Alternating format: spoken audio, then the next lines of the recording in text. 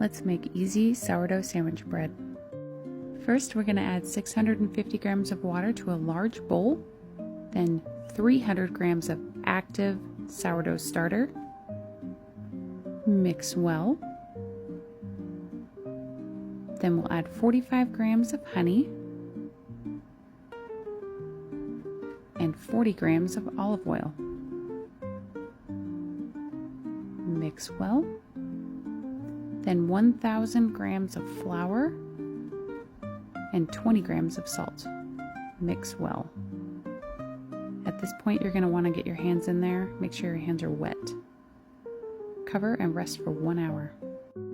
Then we're going to perform our first set of stretch and folds. Make sure you stretch and fold a lot until you feel resistance. Cover for 30 minutes.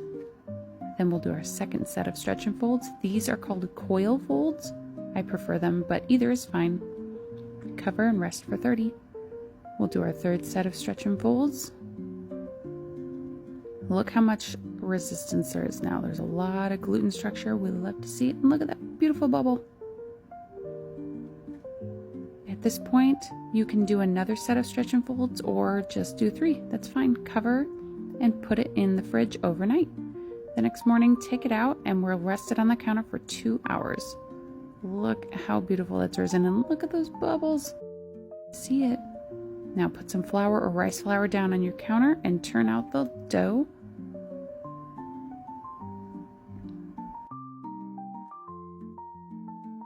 Split the dough into 2 loaves.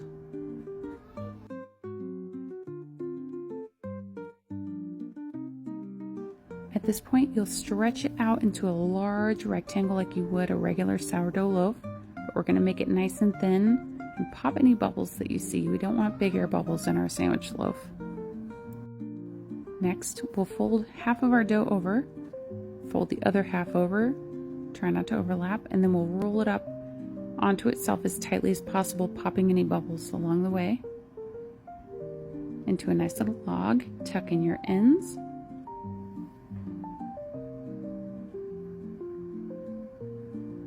Such a cute little loaf. And we'll do the same with the other one.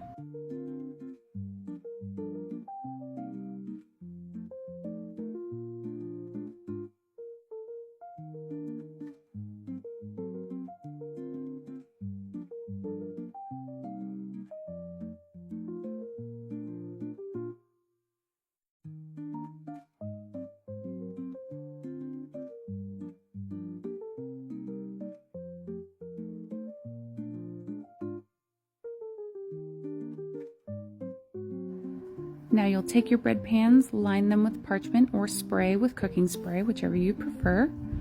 Put our loaves inside of them for 1 hour. Preheat your oven to 400 and we'll score the tops of our loaves with expansion scores.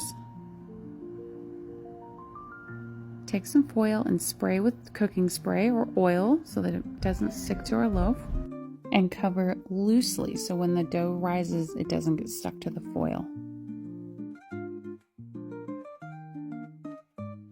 We're going to bake with the foil on for 30 minutes, then remove the foil and bake for another 20 to 25 minutes.